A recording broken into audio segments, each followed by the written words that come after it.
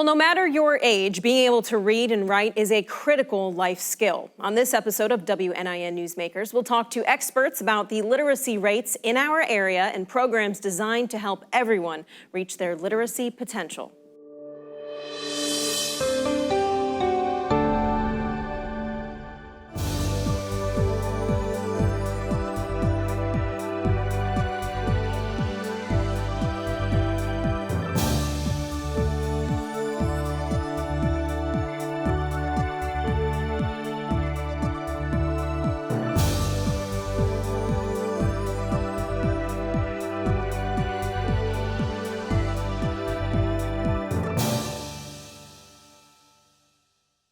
Welcome to WNIN Newsmakers. I'm Jessica Costello. Well, the vast majority of people learn to read and write at school. Here to discuss the EVSC's approach to literacy is Sandy Moore, Director of Early Literacy at the EVSC. Sandy, thank you so much for being here. Thank you for having me. Of course. First, it seems like something that we all know, but the importance of reading, comprehension, and writing, I don't think we think of that sometimes. So can you just touch on that and how important it is? Well, that's the basis of where everything really revolves around it, from reading a newspaper or comprehending things that you're listening to, even listening to the news and comprehending what is being said. Everything revolves around that. It does, and you have to think if you're talking to friends over email or text, or if it's in person, yes. Reading and writing has to do, with everything. I don't think we could progress if we didn't have those skills, right? So let's bring literacy back into the classroom, though. How does literacy, and whether it's reading comprehension, writing, how does that contribute to a student's overall academic success? So like in the EVSC, we've done a lot of work around looking at the science and what our brains go through in order to learn how to read and comprehend. And one of those things that it teaches us is you can take word recognition, so like you have to be able to read, print off the page, and attaching what sounds are made, so it's phonemes and graphemes. So you've got sounds and then you've got the symbol. So teaching kids how to put those things together. Read words off the page is your word recognition. And then there's language comprehension. It's, learning what words are, what they mean, and that conversation piece of it. And if you can read the print off the page and then you can attach those words to a meaning, then you get to reading comprehension. Absolutely. So that's our goal in getting our kids to be able to get to that point. Yeah, and you probably just touched on some of these though, but I really want to dive into how EVSC uses some techniques, or maybe there's some programs or initiatives that they really use and the school corporation uses to teach literacy. Absolutely. It's an exciting time in learning how to read right now, and we have the goal of getting 95% of our kiddos in third grade to pass iRead here in the next couple of years. And so we have adopted a new curriculum. It's a knowledge building curriculum that builds on itself, and it hits all of those key pieces of phonemic awareness and phonics and vocabulary and comprehension, and it hits all of those pieces to get to what you're saying, the literacy and the reading comprehension state. And I think, a part of this is that we realize that not everyone learns at the same rate of speed or at the same level. So when you do have students, or when EVSC does have students that might be a little bit behind or having trouble with reading comprehension and just literacy overall, what are some of those tools, or how does EVSC address those that might be falling behind a little bit? Yeah, so using a knowledge building curriculum, and in our early years with K2, we also have, it's called a skills block, and that's where we work on a lot of those foundational pieces and getting supports into place and giving that additional practice on those skills. So within our skills block of time that they teach reading, we have a scope and sequence, and it gives a step-by-step progression of skills that's systematic and explicit in teaching, and we provide multiple exposures to them. So some kids need, 15 exposures to a new skill. Some of them need 50 exposures to that skill. So we provide that in both our Tier 1, which is our main reading, and we also have a Tier 2 for kids that need an additional supports with that in intervention. Yeah, and I think we always talk about the teacher doing so much to make sure that the student is learning, but another piece of this is making sure that mom, dad, guardian, grandma, grandpa, whoever it is at home is also kind of bringing that education piece back home. And if they are falling behind, or maybe even if they aren't, just making sure that the student is refreshed at home. So are there tools for, parents at home, guardians, whoever it may be, to bring this back home? Yeah, and that's another exciting piece of it, because having that scope and sequence, that structured explicit teaching, we have communication with parents all the time on where their kids fall within that scope and sequence, and then what we're doing to support in order for them to do that at home as well. So you mentioned iRead before, and that's a statewide test that is currently being used for EVSC? Yes, and we actually opted in to administer iRead or give the iRead to our second graders last year as well, because that gives us an insight as to where they're falling and how we can give additional supports when they enter third grade. And it's really helped with that, because we've been able to identify those pieces to help them. And I think probably, going back to the school years, thinking about those tests at the end of the year that might determine your fate going on to the next level or not, there's got to be a piece there where the teachers are like, we're gonna have a smooth test. We're trying to ease their nerves, you know what I mean? Like, there's gotta be a piece where the teachers really try and make sure that we're focusing on the test and don't think about the outcomes, because it's a nerve-wracking test, So how does EVSC make sure that the students are kind of calm and just ready to take the test and do as well as they can without thinking about all the nerves at the end? Yeah, I think that's just something that they talk about all the time. They practice throughout the year, so once you get to that game, play the game, you've practiced all along the way. So like being able to do that, they do a lot of fun activities around taking iRead, because they're 7 and 8 years, 6, 7, 8 years old. Which it can be a little nerve-wracking though for those young, you know what I mean? Yes. Well, another big part of this and learning now, especially where we are at just in our lives, is technology and how we can use technology to learn. Almost always you see now we're using iPads for educational games, and those are in the classrooms. There might be computers in the classrooms now, I'm sure there are. But how can we really utilize technology and make it a pro and not a con in terms of social media and things like that? Right. What tools are being used for technology to kind of push literacy? So as far as technology, our K-2 students all are one-on-one with technology. So they either have an iPad or a Chromebook, and they take several assessments on technology. They do a lot of their school-wide projects on there, writing.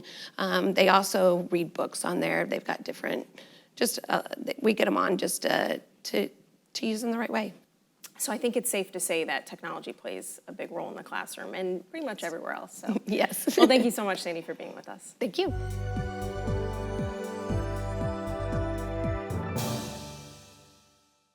School isn't the only place that people achieve literacy goals. Public institutions such as libraries often provide an additional resource to improve everyone's literacy. And here to discuss ways in which the EVPL helps improve literacy is Caitlin Tobin, Assistant Manager at EVPL Oakland Branch. And Caitlin, thank you so much for joining us. Yes, thank you for having me. Of course. Well, I think we have a lot to talk about, including a lot of things on the table that we can get to later.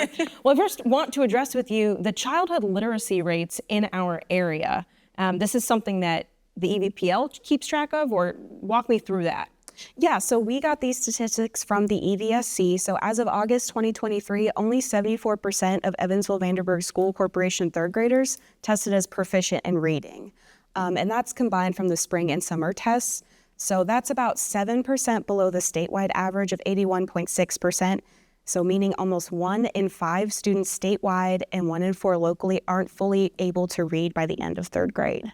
So those are the things that we're looking at right now. Absolutely. And, when we're talking about students in the classroom, we can think about how hard teachers are working to make sure that students are, at the rates that they're supposed to be. But there are outside resources like the library that, students can utilize or parents can bring or, teachers can even go to help grab those resources. How does the library, the EVPL specifically help engage students in terms with just helping with literacy?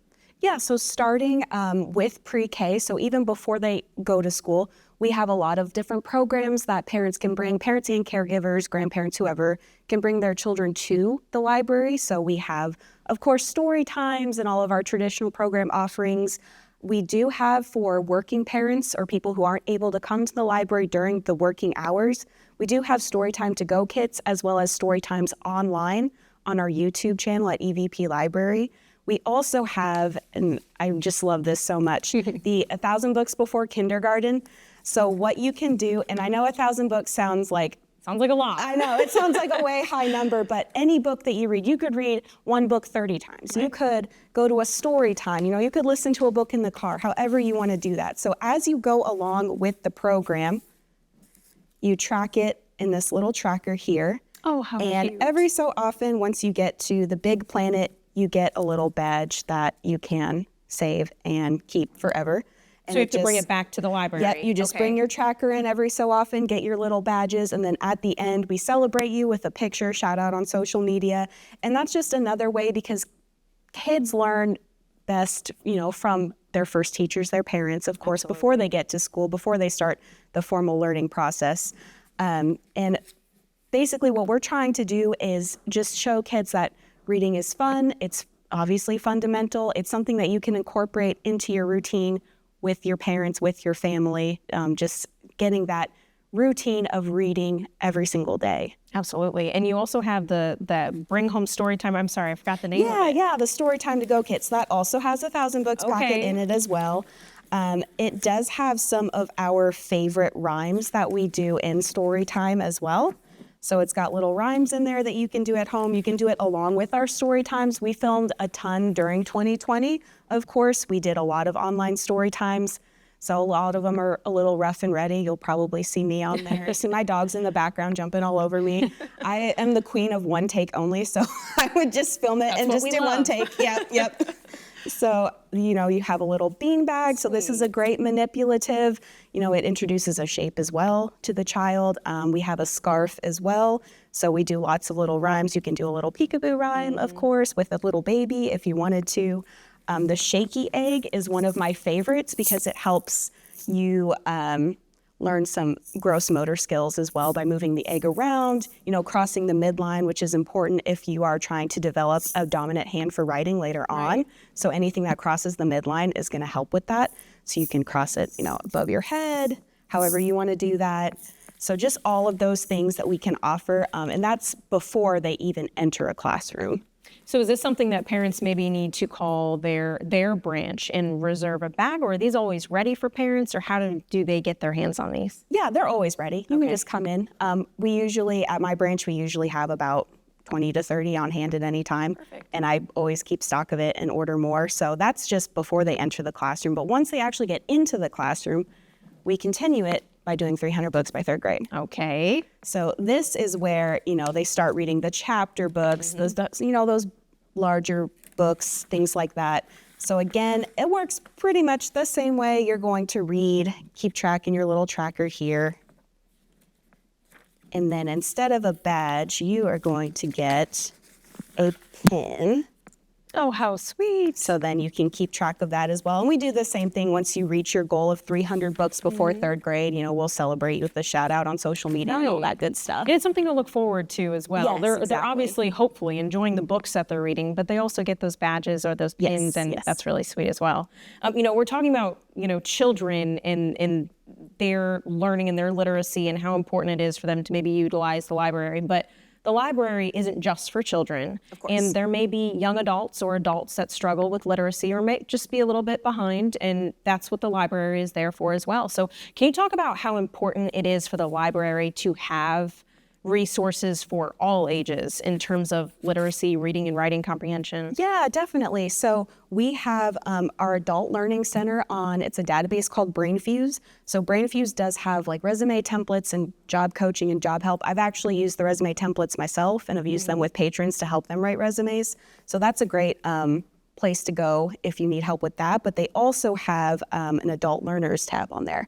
So there you can learn about Microsoft Office products. You can learn about GED help. They have citizenship tests on there as well. So all kinds of things for that. Gale courses, so those are asynchronous online classes that you can take. They start about every month. They have topics from accounting, business, finance, personal development, Spanish, French. They also have one that's just for raising strong readers. So parents could take that too if they were interested in that.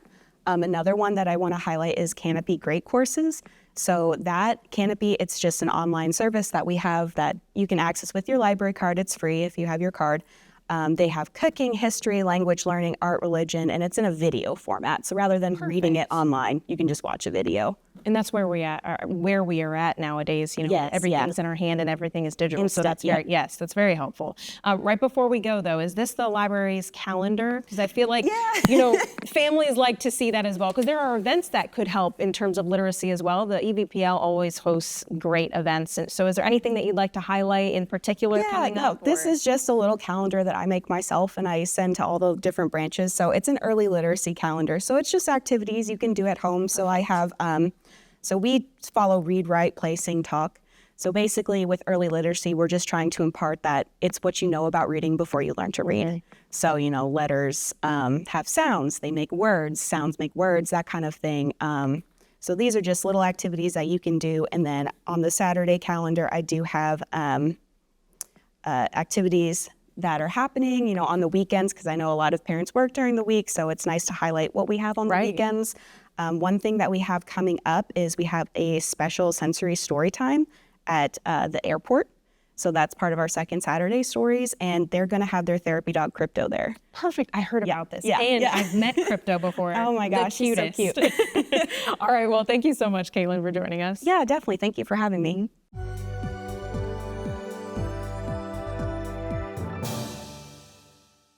Well, there are times when people fall through the cracks and reach adulthood without literacy skills that they need. Here to discuss the Adult Basic Education Program at Ivy Tech is the Executive Director of Career Coaching and Employer Connections, Deborah Dewey. And Deborah, thank you so much for being with us Thank today. you for having me. Of course. Well, there's a lot to get to today. And, you know, we've been touching on childhood literacy throughout this segment here, but I want to touch on adult literacy.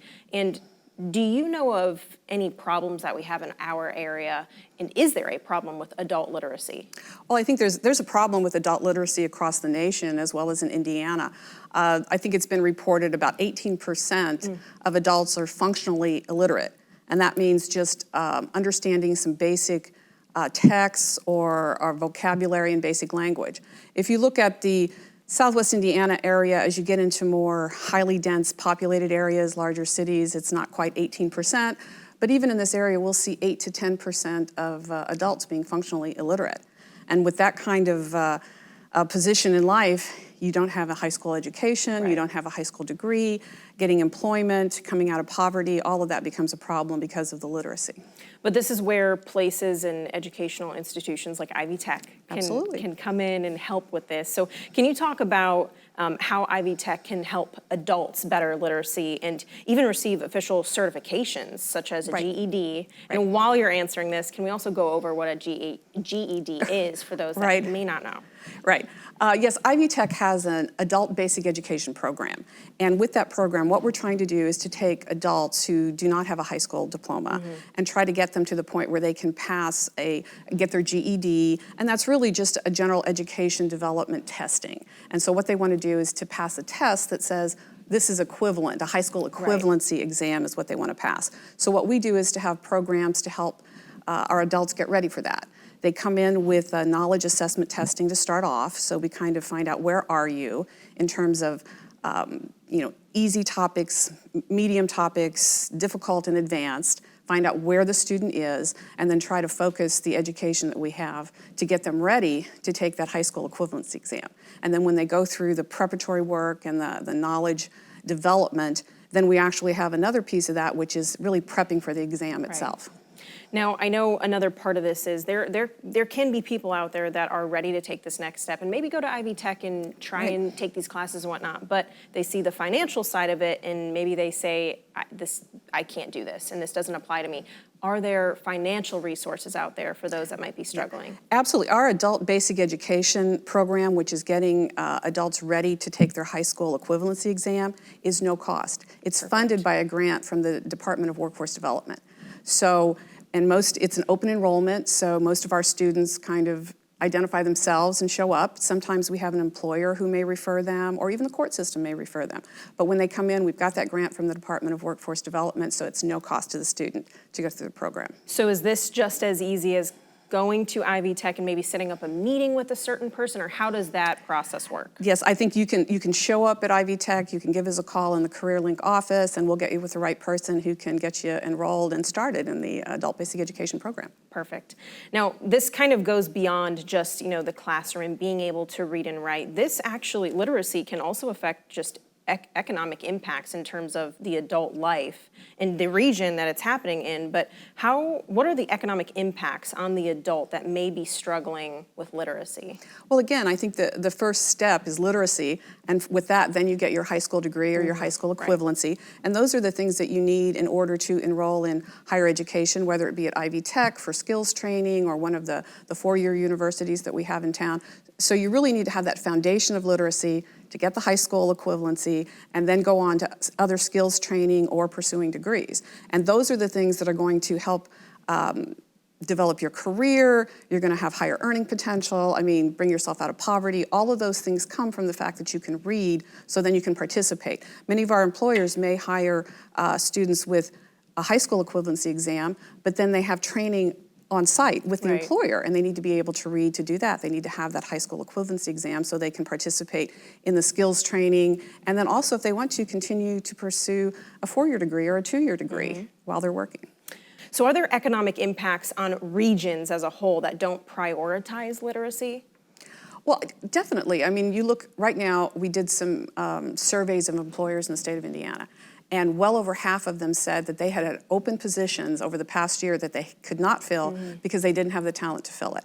Okay, what's it take to get the talent to fill it? It takes people to be able to get the education, the training, the skills training to be able to fill those jobs, and all of that is based on high school equivalency and literacy. If we have 8 to 10% of adults in our region that are functionally illiterate, then that hurts not only their economic prospects, but the economic prospects overall, because we can't fill the jobs that we need to fill. Absolutely. Deborah, is there anything else that you want to touch on while we have you?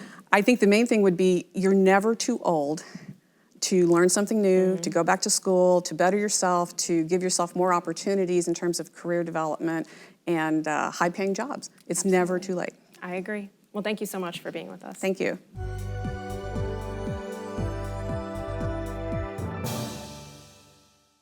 Thank you to all of our guests for explaining how important literacy and reading comprehension is to individuals of all ages. Thanks again for watching WNIN Newsmakers.